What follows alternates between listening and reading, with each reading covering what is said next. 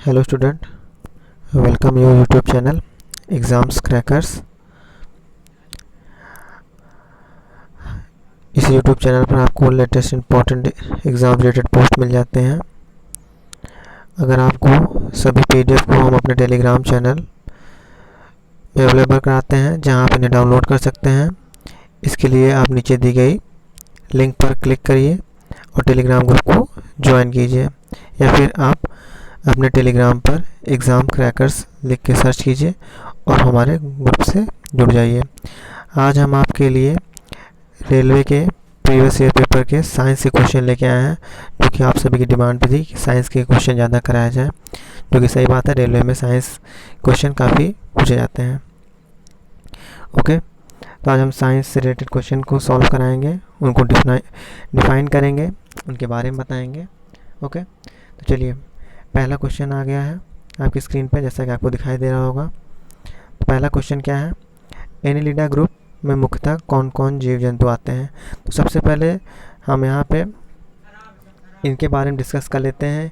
ये जो एनिलिडा लिखा है, आर्थ्रोपोडा, मोलस्का, ये जो है ग्रुप, ये सब क्या है, वर्गीकरण क्या है। तो सबसे पहले हम जान लेते हैं इसको किसने दिया था। कभी कभी पूछा जाता है कि 5 जगत प्रणाली जो है, जो बांटी गई है, वो किसने दिया था। तो उनका नाम था रॉबर्ट विटेकर। रॉबर्ट विटेकर नाम के साइंटिस्ट थे, जो 1969 में 5 किंगडम यानी 5 जगत प्रणाली को दिए थे, जिसमें कौन कौन सी प्रणाली थी, उनके नाम क्या हैं।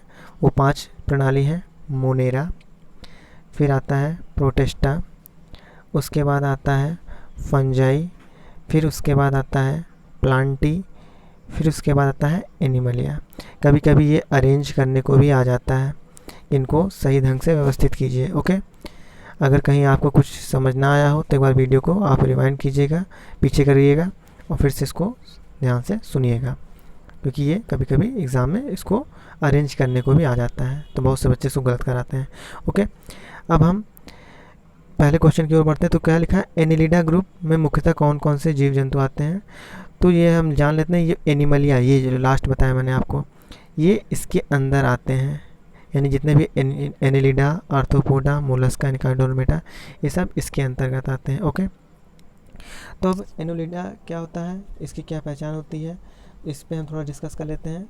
तो एनिलिडा ये जो होते हैं, इसको आप देखे होंगे, जो जोंक होते हैं, केचुए होते हैं, ये आते हैं इसमें। ओके, नेरिस हुआ और ये सब एनिलिडा में आते हैं। ये ज़मीन पे रेंगने वाले जितने भी जानवर होते हैं, अब ये नहीं कि सांप वगैरह आ जाएगा, नहीं, उनको अलग किंगडम में रखा गया है।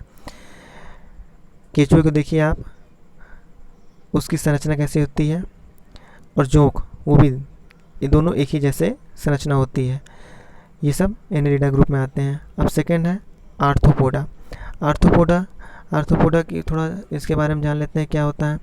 आर्थ्रोपोडा में खुला परिसंचरण तंत्र पाया जाता है। खुला परिसंचरण तंत्र मतलब क्या होता है, इनमें जो बॉडीज में, इनकी बॉडी में जो ब्लड सर्कुलेशन होता है, वो रुधिर वाहिकाओं में नहीं बहता। रुधिर वाहिकाएँ मतलब आप सुने होंगे कि शरीर में 2 रुधिर वाहिकाएँ पाई जाती हैं, ठीक, जिसमें से जिसको हम बोलते हैं सिरा और धमनी। ठीक, धमनी और सिरा, उसका आप नाम सुने होंगे। तो इनके अंदर ये धमनी और सिरा नहीं पाया जाता। इनमें खून जो है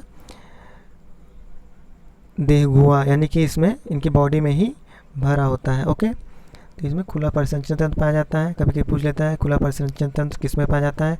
ऑप्शन में अधिकतर ये तिलचट्टा और कभी कभी मक्खी, ये सब जो होते हैं दे देता है ऑप्शन में। कभी कभी डायरेक्ट ऐसा क्वेश्चन भी पूछ लेता है। ओके, तो कौन कौन से जीव आते हैं इसमें, तिलचट्टा जिसको आप कॉकरोच भी बोलते हैं, मच्छर हुआ, खटमल हुआ, मक्खी हुआ और तितली हुआ और झींगा नाम सुने होंगे, बिच्छू हुआ, ये सब किस में आते हैं, आर्थ्रोपोडा में आते हैं। ओके, अगर कोई चीज़ आपको ना समझ में आई तो आप हमको कमेंट बॉक्स में बताते चलिए, तो हम आपको उसको डिस्कस कर सकेंगे और उसको बता सकेंगे। अगर फिर भी आप इस पर कुछ और बातें हमसे करना चाहते हैं, बताना चाहते हैं, तो हमारे टेलीग्राम ग्रुप पे आप मुझे मैसेज कीजिए। ग्रुप में मैं आपका क्वेश्चन का ज़रूर जवाब देने की कोशिश करूँगा। ओके, चलिए देर नहीं करते हैं, आगे क्वेश्चन की ओर बढ़ते हैं। तीसरा क्वेश्चन क्या है, मोलस्का ग्रुप के अंतर्गत मुख्यतः कौन कौन से जंतु आते हैं या कीट आते हैं। तो मोलस्का क्या होता है इसके बाद थोड़ा जान लेते हैं। मोलस्का जंतुओं की सबसे बड़ी पहचान है, इनके ऊपर क्या होता है, कवच होता है। इनके ऊपर क्या होता है, कवच होता है। ठीक है, इनकी पहचान है। तो अब कवच किसके ऊपर होता है, घोंघे के ऊपर होता है, सीप के ऊपर होता है। ठीक, अगर कभी आपसे पूछ लेगा कि मोलस्का ग्रुप के अंतर्गत कौन कौन से जानवर आते हैं, जंतु आते हैं, तो घोंघा, सीप, ये सब आते हैं, ऑक्टोपस। ओके, ये सभी मोलस्का में आते हैं। नेक्स्ट क्वेश्चन है, इकाइनोडर्मेटा संघ के अंतर्गत मुख्यतः कौन से जंतु आते हैं। अब इकाइनोडर्मेटा ये ग्रीक भाषा का एक शब्द है, ठीक, जिसमें जैसे नाम से पता चल रहा है इकाइनोडर्मेटा, इनमें क्या होता है, इनकी पहचान ये होती है कि इनकी त्वचा पे कांटे पाए जाते हैं। ओके, इनकी त्वचा में कांटे पाए जाते हैं। ये मैं आपको कुछ ट्रिक बता रहा हूँ जो मैं बोल रहा हूँ, जैसे इनके ऊपर कवच पाया जाता है, इनके कांटे पाए जाते हैं। ये आप पूरा इसको मोलस्का आप याद नहीं कर पाएंगे, इतने जानवर, इतने ढेर सारे जो जानवर दिख रहे हैं आपको, इन सब के एक एक नाम अगर आप याद करने चलेंगे तो कन्फ्यूज़ हो जाएंगे कौन किस में रखा गया है। तो मैं जो ट्रिक बता रहा हूँ, जैसे मोलस्का में इनके ऊपर कवच पाया जाता है, इकाइनोडर्मेटा में इनके ऊपर कांटे पाए जाते हैं, तो आप इससे याद रख लेंगे, भाई मक्खी के ऊपर तो कांटे नहीं पाए जाएंगे, ना कवच पाया जाएगा। तो आप इनसे थोड़ा डिटरमाइन कर लेंगे। जब ऑप्शन आपको 4 दिखेंगे तो आपको खुद ही पता चलेगा 3 तो इसमें से बिल्कुल नहीं होंगे और जो चौथा ऑप्शन है वो सही होगा। तो आप इसमें से अपना खुद वहाँ पे दिमाग लगा सकते हैं। तो इसको थोड़ा ध्यान से सुनते चलिए। तो मैंने क्या बताया, इकाइनोडर्मेटा जो बताया मैंने कि इसमें क्या होता है, इकाइनोडर्मेटा में इनके ऊपर कांटे पाए जाते हैं। तो कौन कौन से जानवर होते हैं जिनके ऊपर कांटे पाए जाते हैं या जंतु, तारा मछली हुई यानी स्टारफिश जिसको आप बोलते हैं, बिटिल स्टार हुआ, इन सब के ऊपर कांटे पाए जाते हैं। और ये किसके बने होते हैं, तो ये कैल्शियम कार्बोनेट के बने हुए कांटे होते हैं। ठीक, और समुद्री आर्चिन वगैरह ये सब जो है इसी के अंतर्गत आते हैं। ओके, अगर अभी तक आपने हमारे चैनल को सब्सक्राइब नहीं किया तो ज़रूर सब्सक्राइब कर लें। हम ऐसे ही एग्ज़ाम रिलेटेड जो है पोस्ट लेके आते हैं। ओके, चलिए नेक्स्ट क्वेश्चन की ओर बढ़ते हैं बिना देर किए हुए। अगला क्वेश्चन क्या कह रहा है, बहुत ही इंपॉर्टेंट क्वेश्चन है, कई बार ये एग्ज़ाम में आता है तो बच्चे इसको भी कंफ्यूज होकर गलत कर देते हैं। क्या क्वेश्चन है, देखिए ये रहा क्वेश्चन नंबर, मनुष्य का पाचन, ये थोड़ा गलत हो गया है, पाचन क्रिया का प्रारंभ कहाँ से होता है। तो बहुत बच्चे इसको पेट लगा देते हैं क्योंकि उनको लगता है भाई खाना खा रहे हैं तो पेट में जाएगा, तो पेट से ही पाचन शुरू हो जाएगा। तो नहीं, आप जब भी भोजन को ग्रहण करते हैं तो भोजन जो है आपके मुख से ही पाचन शुरू हो जाता है, क्योंकि मुख में आपके लार जो होती है उसमें एंजाइम्स पाए जाते हैं जो भोजन को पचाने का कार्य शुरू कर देते हैं। ओके, नेक्स्ट क्वेश्चन, सिराएं द्वारा कौन सा रक्त प्रवाहित होता है। ये दोनों क्वेश्चन बहुत ही ज़्यादा इम्पॉर्टेंट है, ये भी मैं बता देता हूँ। ये दोनों क्वेश्चन कई बार एग्ज़ाम में आए हैं, बहुत इम्पॉर्टेंट है। ओके, ये धमनी और सिरा। ओके, धमनी में शुद्ध रक्त बहता है, ये सिरा और धमनी, हाँ, तो सिरा में अशुद्ध रक्त बहता है और धमनी में शुद्ध रक्त बहता है। ठीक है, सिरा और धमनी ये दोनों आप ज़रूर इसको जब भी मैं पढ़ाया करूँ तो आपसे एक रिक्वेस्ट है कि आप अपनी कॉपी और पेन लेके बैठा करें। मैं जो जो बोलता हूँ आप इसको वीडियो रोकिए और उसको लिख लीजिए, ना समझ आए फिर एक बार फिर से वीडियो को बैक कीजिए, उसको ध्यान से सुनिए और लिख लीजिए। और वीडियो क्वालिटी को आप ज़्यादा से ज़्यादा 240 या 360 पे ही चलाया करें, क्योंकि 144 पर आपको साफ नहीं दिखाई देगा। ओके, तो इसको अच्छी क्वालिटी पे चला के देखिए और जितनी चीज़ें मैं बोलता हूँ उसको थोड़ा लिख लीजिए, क्योंकि रटने से आपको नहीं याद होगा। जो चीज़ मैं बता रहा हूँ अगर आप सुने रहेंगे तो ऑप्शन देख के भी आप लगा लेंगे। ओके, तो अब अगला क्वेश्चन देखते हैं, ये भी कई बार एग्जाम में पूछा गया है। कौन सा विटामिन जल में घुलनशील है। जो विटामिन बी और सी, ये जो होता है जल में घुलनशील होता है। अब आप उसको कैसे याद रखेंगे, जल बी सी, जल बी सी। ठीक, तो कैसे कुछ याद कर सकते हैं, कैसे मैं भी याद रखता हूँ। ठीक है, तो मैं अपना ट्रिक बता रहा हूँ कि जल 2 शब्द, बी सी 2 शब्द। ओके, बाकी अब यही को अगर पूछे था वसा में घुलनशील, क्योंकि भाई जल में घुलनशील तो वसा में घुलनशील पूछता है, तो वो कौन कौन से विटामिन होते हैं मैं आपको बताता हूँ। ए, डी, ई, के, ये 4 विटामिन हैं जो वसा में घुलनशील होते हैं। ओके, अब अगर आपको इसके बारे में और डीपली नॉलेज चाहिए कि भाई कि वसा में घुलनशील विटामिन, ये विटामिन क्या होते हैं, कैसे काम करते हैं, कहाँ पाए जाते हैं, इनकी कमी से कौन सा रोग होता है, वगैरह वगैरह, अगर आपके दिमाग में कुछ भी ऐसा क्वेश्चन हो तो हमको कमेंट बॉक्स में आप बताइए। तो हम क्या करेंगे, उस पर एक नई वीडियो बनाएंगे जो सिर्फ विटामिन पे बेस होगी। ओके, चलिए आगे बढ़ते हैं। अब सोडियम का क्या कार्य है, ये भी क्वेश्चन काफ़ी इंपॉर्टेंट है। सोडियम का कार्य क्या है? यह रक्त दाब को नियंत्रित करने में सहायक होता है तथा जल का संतुलन बनाए रखता है। ठीक है, सोडियम यानी Na, इसको आप ऐसे रिप्रेजेंट करते हैं। अगर जो केमिस्ट्रिस्ट होगा तो उसको जानता होगा, सोडियम 11 होता है इसका एटॉमिक नंबर। ओके, अब आगे बढ़ते हैं। पोटेशियम का कार्य क्या होता है? तो पोटेशियम, जैसे सोडियम ऐसे पोटेशियम, तो पोटेशियम का कार्य क्या होता है? यह हृदय की धड़कन एवं नाड़ी, यानी कि नाड़ी मतलब आपका नस जो होती है, ठीक, डॉक्टर देखिए आपकी हाथों की नस पकड़ के आपकी हार्ट की जो बीट होती है यानी हृदय की धड़कन होती है उसको सुनता है ना, तो इसी नाड़ी बोलते हैं, उसको ठीक रूप से संचालित करता है या चलाता है। ओके, चलिए नेक्स्ट क्वेश्चन की ओर बढ़ते हैं। ये भी बेहद इंपॉर्टेंट क्वेश्चन है। ग्लूकोज बिना ऑक्सीजन की उपस्थिति में मांसपेशियों में प्रतिक्रिया कर क्या बनता है? ठीक है, तो लैक्टिक एसिड बनता है। अब ये लैक्टिक एसिड बारे में थोड़ा जान लेते हैं। जब भी देखिए आप बहुत ज़्यादा मेहनत करते होंगे तो आपको थकावट लगती है, ठीक है, तो ये क्यों होता है? तो इसका जवाब यही है कि आपके जो ब्लड है उसमें ऑक्सीजन की कमी हो गई है। ओके, तो लैक्टिक एसिड बनने लगता है जिससे आपको थकावट महसूस होती है। ओके, नेक्स्ट क्वेश्चन की ओर बढ़ते हैं। ग्लूकोज बिना ऑक्सीजन की उपस्थिति में बैक्टीरिया या ईस्ट से प्रतिक्रिया कर क्या बनता है? तो क्या बनता है? कार्बन डाइऑक्साइड बनता है और जल का निर्माण होता है। ओके, चलिए नेक्स्ट क्वेश्चन की ओर फटाफट बढ़ते रहते हैं आगे। हम जहाँ ना समझ में आए आप कमेंट में बताइए मुझे, मैं उसको एक बार फिर से बताऊँगा। ओके, चलिए, एनेलिडा में उत्सर्जन उसके किस उत्सर्जी अंग द्वारा होता है? अब एनेलिडा ये भी क्या है, जो कि आपको पहला क्वेश्चन बताया गया था उसी से रिलेटेड है, उसी फाइलम में रखा गया है। तो अभी पहला क्वेश्चन भी था, देखिए एनेलिडा, ये जो आप देख रहे हैं, ये देखिए पहला क्वेश्चन था ना जो केचुआ। तो अब ये क्या लिखा है, क्वेश्चन क्या है, देखिए क्वेश्चन लिखा है एनेलिडा में उत्सर्जन कहाँ से होता है? तो नेफ्रेडिया से होता है। ओके, ये आप याद रख लीजिए, नेफ्रेडिया से होता है। अब पूछ रहा है मूत्र का पीएच मान क्या होता है? ये भी इंपॉर्टेंट क्वेश्चन है। कभी कभी ह्यूमन से रिलेटेड क्वेश्चन भी आ जाते हैं आपके रेलवे एग्जाम में, रेलवे क्या और भी जितने अदर एग्जाम है उसमें भी पूछ लेता है। तो मूत्र का पीएच मान कितना होता है? 6 होता है। अब थोड़ा हम समझ लेते हैं पीएच मान क्या होता है। पीएच मान जो होता है ये आपके जो भी केमिकल है वो एसिड है या बेस यानी अम्ल है या क्षार उसको बताता है। ओके, तो अब एसिड का क्या पहचान होता है थोड़ा जान लेते हैं। तो एसिड होता है जल में जब घुलते हैं तो H+ आयन देते हैं। ओके, और इनका पीएच मान जो होता है यानी पीएच वैल्यू जो होता है वो 7 से कम होता है। ओके, इनका पीएच वैल्यू 7 से कम होता है, किसका?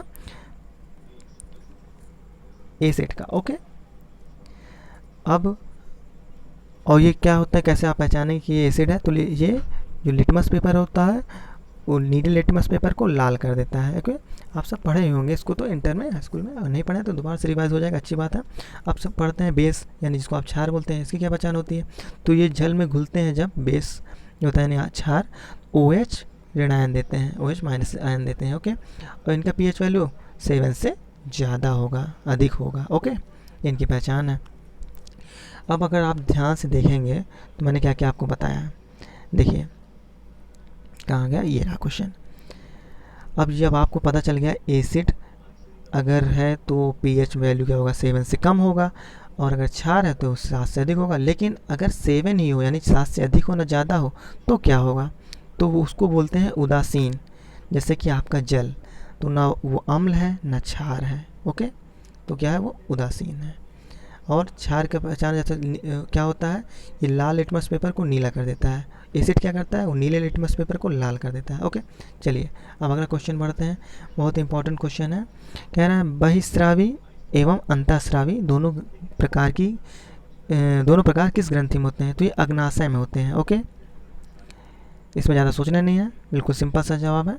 अगला, ये क्वेश्चन काफ़ी बार एग्ज़ाम में देखा है, आप लोगों ने भी अगर एग्ज़ाम दिया होगा तो काफ़ी बार पूछा जाता है। ये पिट्यूटरी ग्लैंड और पीयूष ग्लैंड जो होती है इसको अन्य किस नाम से जाना जाता है? तो इसको मास्टर ग्लैंड या मास्टर ग्रंथि के नाम से भी जाना जाता है। क्यों? जैसे नाम से पता चल रहा है, बहुत ही इंपॉर्टेंट है। ये आपकी जितनी भी प्रतिक्रिया आप करते हैं उस पर आपके नियंत्रण रखता है। यही जब आपका ठीक से काम नहीं करता तो इंसान अपना मानसिक संतुलन खो देता है। ओके, चलिए आगे बढ़ते हैं। ये थोड़ा फिजिक्स का क्वेश्चन है। यहाँ पे स्प्रिंग को आप सामान्य लंबाई पर वापस वापस लौटाने के लिए लगने वाले बल को क्या कहते हैं? आप अपने जवाब हमको कमेंट बॉक्स में बताइए, और आप कमेंट करते चले, जिससे मुझे पता चलता रहे कि आप कितने क्वेश्चन सही कर रहे हैं। मैं आप सभी के कमेंट को ध्यान से देख रहा हूँ। ओके, मुझे पता चलता चले कितने क्वेश्चन आपने सही किए, कितने गलत किए, मुझे बताइए। तो क्या कह रहा है, इसका सही जवाब क्या होगा? प्रत्यावर्तन बल। ओके, मतलब स्प्रिंग को अपने समान लंबाई पर वापस लौटने को प्रत्यावर्तन बल कहते हैं। स्प्रिंग हुआ, रबड़ हुआ, देखिए आप जब रबड़ को भी खींचते हैं तो क्या होता है, जितना खींचता है उसके बाद जब आप छोड़ते हैं तो वापस अपने जहाँ पर लौटाते हैं ना, तो किसकी वजह से होता है, कौन सा बल कार्य करता है? तो प्रत्यावर्तन बल। स्प्रिंग भी इसी पे काम करता है। ओके, ज़्यादा कुछ सोचना ही नहीं है इसमें। अब पौधों के लिए सबसे अच्छा उर्वरक क्या होता है? तो कंपोस्ट खाद, आप नाम भी सुने होंगे। तो क्या होता है, सबसे अच्छा उर्वरक होता है। उर्वरक क्या होता है? जो पौधों के विकास में मदद करता है और उनको, उनकी मिट्टी को मतलब उर्वरक बनाता है। ओके, चलिए नेक्स्ट क्वेश्चन देखते हैं। पेट्रोलियम किस प्रकार की चट्टानों में पाया जाता है? तो पेट्रोलियम जो होता है वो आपके अवसादी चट्टानों में पाया जाता है। ये क्वेश्चन इम्पॉर्टेंट है। ओके, इसको आप नोट कर लीजिए, और इसकी पीडीएफ आपको टेलीग्राम ग्रुप पे हमारे मिल जाएगी। ओके, तो डोंट वरी, वहाँ पे आपको मिल जाएगी, बस ज्वाइन कर लीजिए आप, लिंक आपको डिस्क्रिप्शन में मिल जाएगी। ओके, नेक्स्ट क्वेश्चन की ओर बढ़ते हैं। तो नेक्स्ट क्वेश्चन क्या कह रहा है, गुब्बारे को उड़ाने के लिए काम में लाई जाने वाली गैस कौन सी है? तो ये हीलियम गैस है। कई बार क्वेश्चन पूछा गया है, अधिकतर बच्चे ने इसका जवाब कर दिया है। तो हीलियम गैस क्या होती है? गुब्बारों में भरी जाती है। जो बच्चे लोग गुब्बारा खेलते नहीं, आप लोगों ने देखा होगा, बचपन में आप लोगों ने भी खेला होगा, तो ये जो होती है हीलियम गैस उसमें भरी जाती है। ओके, नेक्स्ट क्वेश्चन कह रहा है डीडीटी। ये क्वेश्चन काफ़ी बार एग्ज़ाम में आया है। इसका पूरा नाम क्या होता है?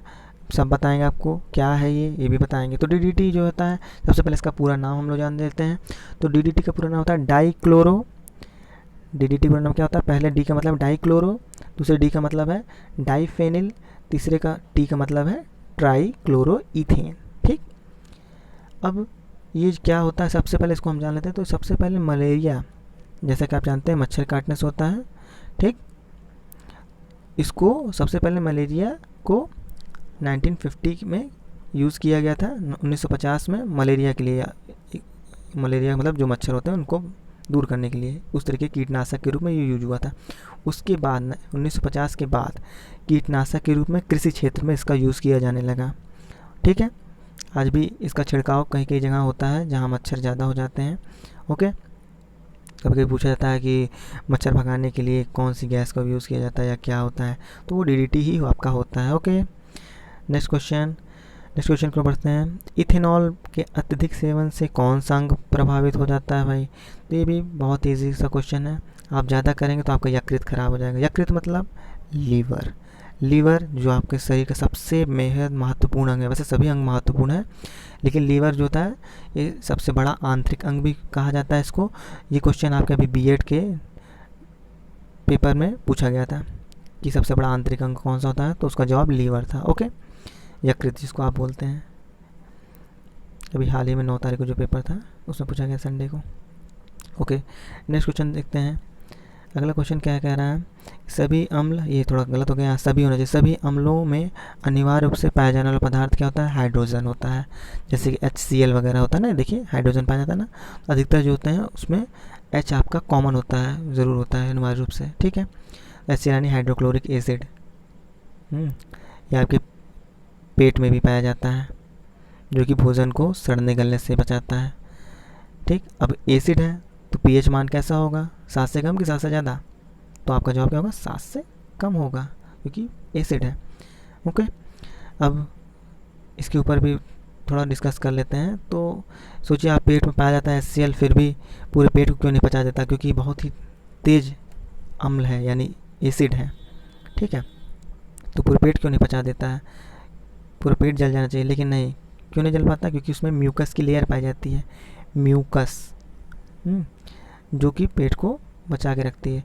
और ये क्यों पाया जाता है पेट में? तो पेट में इतना खतरनाक एसिड इसलिए पाया जाता है कि जो आप भोजन करते हैं उसको सड़ने गलने और बैक्टीरिया से बचाता है, वरना अंदर ही अंदर वो सड़ के क्या होगा, बीमारी आपकी हो जाएगी अंदर से, इसलिए उसको सड़ने से बचाता है। ठीक है, चलिए नेक्स्ट क्वेश्चन की ओर बढ़ते हैं। नेक्स्ट क्वेश्चन क्या कह रहा है, आग लगने तथा फैलने की सबसे कम संभावना किस वस्त्र से होती है? तो सूती वस्त्र। ठीक है, सूती वस्त्र इसका जवाब सही है। अब लोहा का सबसे महत्वपूर्ण स्रोत कौन सा है? लोहा, जैसा कि आप जानते हैं लोहा शरीर के लिए बहुत ही ज़रूरी होता है, आयरन जिसको बोलते हैं आप। तो हरी सब्जियों में पाया जाता है। हरी सब्जियाँ यानी पत्तेदार सब्जियाँ जो होती हैं, जैसे आपका पालक यानी इसको स्पिनच बोलते हैं आप इंग्लिश में, पालक हुआ, और भी जितनी हरी पत्तेदार सब्जियाँ हुई, ये भी शरीर के लिए बहुत ही ज़रूरी होता है, हरी पत्तेदार सब्जियाँ। ठीक है। अब गैसोलीन, गैसोलीन नाम से थोड़ा लग रहा हो गैसोलीन क्या है, इसको आप सिंपल भाषा में बताऊँ क्या है? ये पेट्रोल यानी आप जिसको पेट्रोल बोलते हैं उसी को रसायन की भाषा में गैसोलीन बोला गया है, गैसोलीन बोलते हैं। तो गैसोलीन को किसके साथ मिश्रण करके गैसोहोल बनाया जाता है? तो आपका क्या जवाब है? Ethyl alcohol. Okay, ethyl alcohol के साथ मिला के। अब अगला क्वेश्चन कह रहा है कि तात्कालिक ऊर्जा शक्ति के धावकों को कौन सा पदार्थ दिया जाता है? तो ग्लूकोज। इसका सही जवाब क्या होगा? ग्लूकोज। ग्लूकोज एक ऐसा पदार्थ है जो पेड़ पौधे भी बनाते हैं। कभी कभी क्वेश्चन पूछ सकता है कि पेड़ पौधे अपना भोजन खुद बनाते हैं, जैसे सबको पता है। तो भोजन में क्या बनाते हैं? हमारे आपकी तरह दाल चावल रोटी सब्जी तो बनाएंगे नहीं, तो क्या बनाते हैं? वो ग्लूकोज बनाते हैं। ग्लूकोज का फॉर्मूला क्या होता है? C6H12O6। ठीक, ये बहुत ही तुरंत एनर्जी देने वाला पदार्थ है, ये तुरंत एनर्जी आपको देता है। ग्लूकॉन डी का नाम सुना ही होगा आपने। ठीक, ग्लूकॉन डी जो होता है वो उसमें भी क्या पाया जाता है? ग्लूकोज ही आपका पाया जाता है, जिसको गर्मियों के दिन में आप पीते हैं तो तुरंत आपको रिलैक्स मिलता है, ताकत मिलती है। ठीक, तो आज के लिए बस इतना ही रखते हैं स्टूडेंट। फिर कल अब हम किसी नई वीडियो में किसी नए टॉपिक पे डिस्कस करेंगे। आपको अगर किस टॉपिक पे वीडियो चाहिए आप भी हमें सजेस्ट कर सकते हैं, आपकी बातों को भी रखा जाएगा। ठीक है, कोई डाउट हो, कोई क्वेश्चन हो तो आप हमसे हमारे टेलीग्राम चैनल पर पूछ सकते हैं। हमारे टेलीग्राम चैनल का लिंक आपको डिस्क्रिप्शन बॉक्स में मिल जाएगा।